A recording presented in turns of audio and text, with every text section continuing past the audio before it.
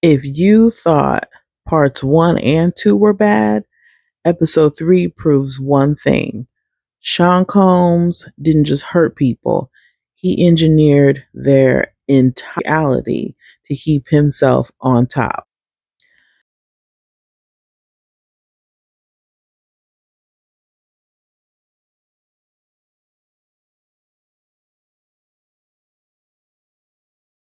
Diving into part 3 of The Reckoning, starting with something symbolic, something that sets the tone for the entire episode. Sean Combs sitting in a car, calling his now girlfriend, bragging that a bank is staying open late just for him so he can deposit $200 million. And instead of reacting like a normal human being, she showers him with praise like he's a god. It's the perfect snapshot of how he's lived his whole life. He needs worship, not partnership. And women around him have been trained to play the role. Then the episode dives into the roots of his relationships, starting with Misa, whom he tried to mold into a version of his mother. Insane. That's not love. It's obvious grooming. It's control.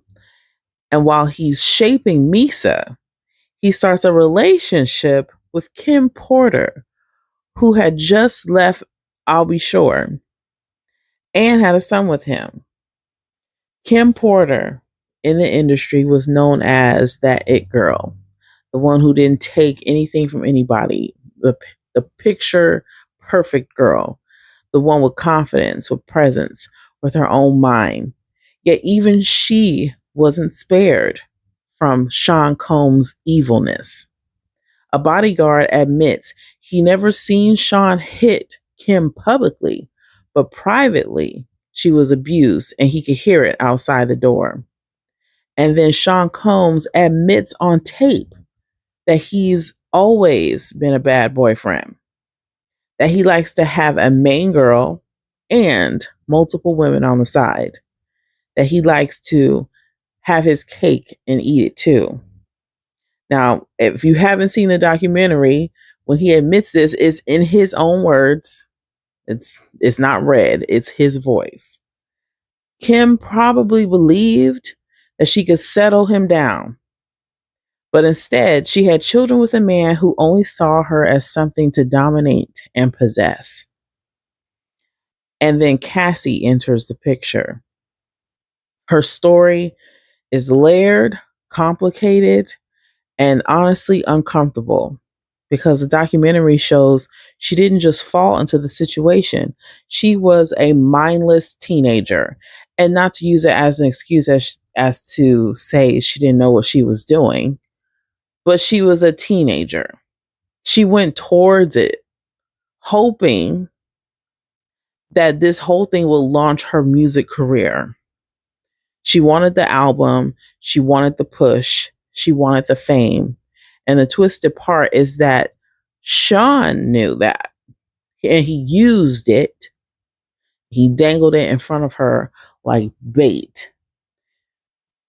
It kind of reminded me of Tamar Braxton. And I know this doesn't have anything to do with it, but it gave some vibes of the producer husband that Tamar was married to, who knew she could sing, who knew she had talent, but he kept her request for starting an album at bay. It's like Tamar's husband at the time didn't want her to have that kind of exposure. So he took his time with her requests about producing an album for her because he didn't want her to have the exposure. And I think he even knew that to a point it'll probably go to her head. So Tamar's husband was controlling that aspect. And I only put that in there to, like I said, just to compare, because he never really truly planned on giving Cassie that album. And he had darker intention. Sean, it was more of a sexualized intention and more humiliating. And at one point, according to the source in the documentary, he told Cassie straight up that the freak offs are her job. Not singing, not recording. Her job was to perform for him. And here's something serious that this episode does not gloss over. There's a man interviewed, a worker who helped set up the room for those events. I think he was a gigolo. Then he said, I'm not sure what his name was, but he stated that his personal friend told him that he'd be a good gigolo. And while he's talking in the documentary, they show the government exhibit photos, the real evidence. And in one of the photos is something that stopped me in amusement, because it just looked, if you don't know what it is, it'll just look like a simple suitcase. But it's not a simple suitcase. It's a heated oil dispenser. It's not for massage therapy. It's not for a spa. It's not for a professional setting, but in a personal home. You can see inside this little suitcase is had the name Scorpio on top of it. And you see the baby oil and the Astral Glide. And then you see the gauge, the temperature gauge in it. I thought that was amusing. I've never seen anything like that before. It just proves how serious this orchestration was. This suitcase was keeping that stuff clean for freak offs.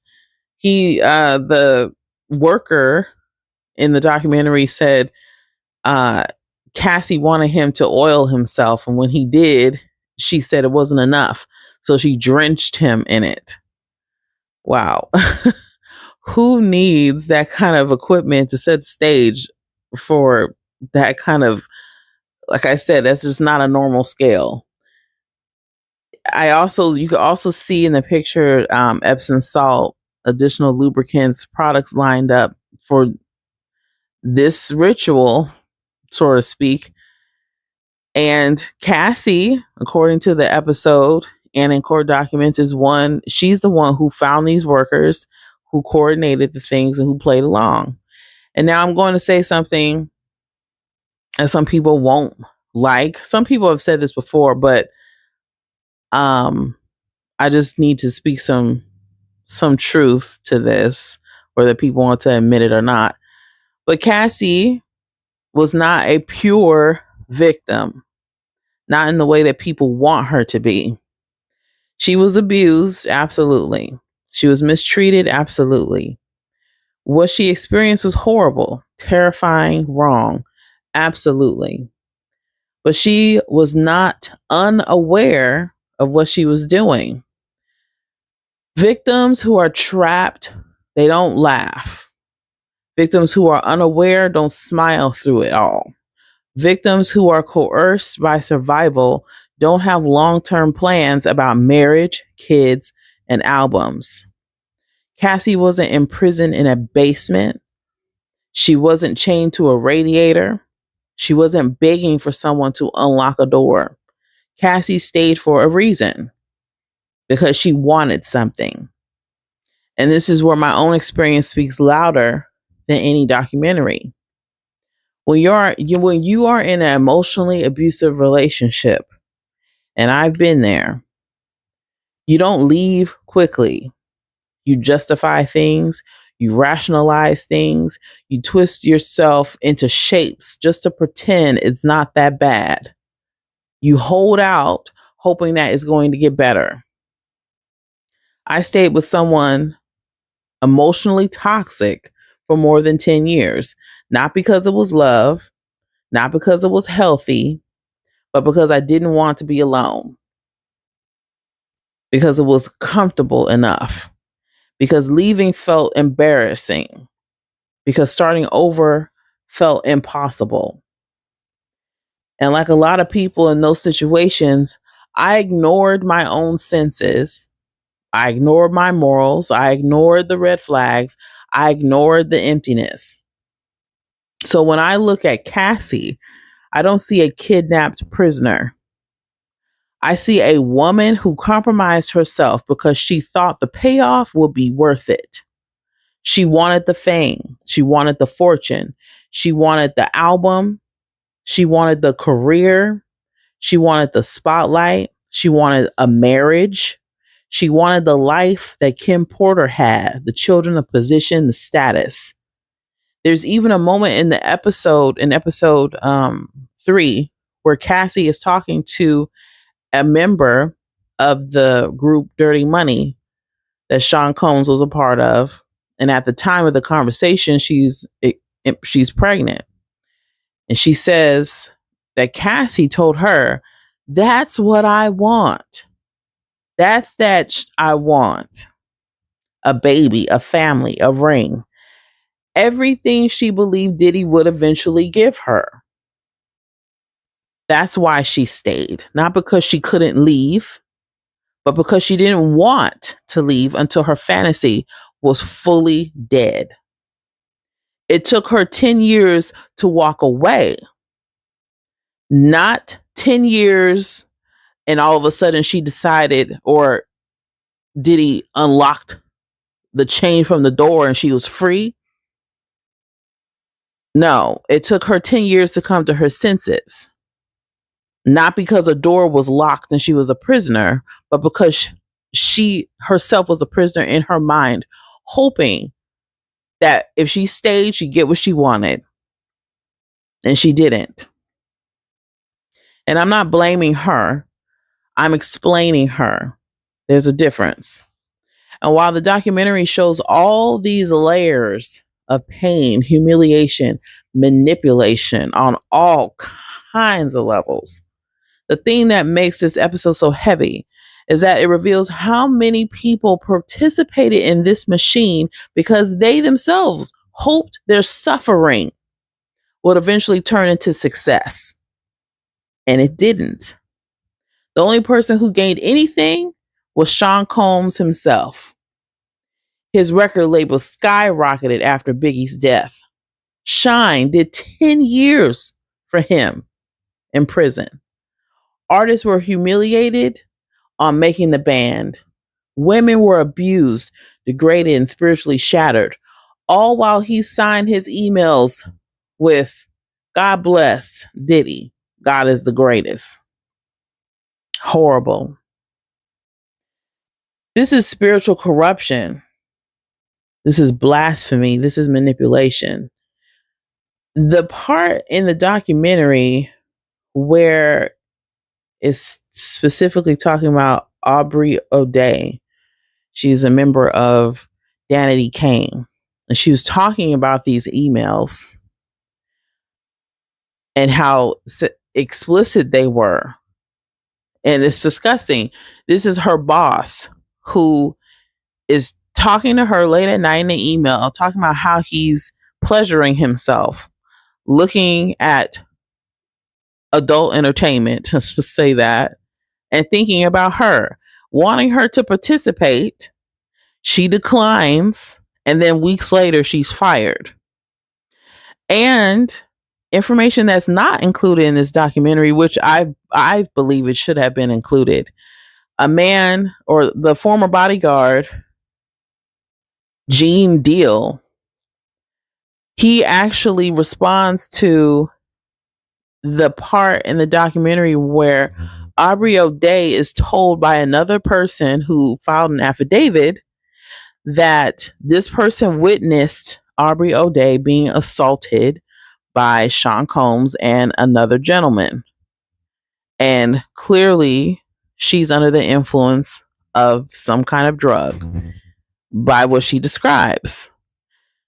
She has no recollection about what happened, but Gene Deal, in an episode of The Art of the Dialogue that was released yesterday, he states that Diddy himself confessed, saying that he would let's say, do something to that effect because those girls got on his nerves.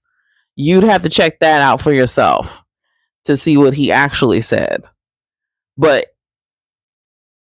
he basically admitted that he would do something like that. How crazy can a man be that you think that you have the right to drug a person, allegedly, and I say that to protect myself, to do that to another human being just because you are rich and famous and you think you can get away with everything? This is spiritual corruption. The whole God is the greatest after an emotionally abusive and disgusting email is blasphemy on all kinds of levels. This is manipulation disguised as faith, and it's sick. And even today, people are still defending him. People are still in my comments saying that I'm trying to keep a black man down. How am I trying to keep a black man down when it is documented in video that he likes to not use his words and thinks that using his hands and feet is the proper way of dealing with someone in an argument? It's documented that this fool is a nutcase. He has temper issues. He uses different kinds of recreational drugs. This is documented. This fool has put hits out on people. How am I keeping a black man down when I'm simply stating what's been in the public for years? This man has been putting his hands on women since the early 90s. No, I ain't keeping anybody down. Absolutely not. Everything that's being used against him now is a part of the reckoning that God has orchestrated against him. And this, believe it or not, is just a little bit. Because once God put his hands on you like that, when the reckoning starts, the wheels are turning, there's no way of stopping unless it's finished. And these wheels aren't stopping. This don't have anything to do with his skin color. This has everything to do with his choices, his violence, his manipulation, his abuse of power, his abuse of God's name, his ability to buy silence and manufacture praise. Sean Combs is not being brought down by the system. He's being exposed by his own behavior. The documentary, that video is not from just something that he made up.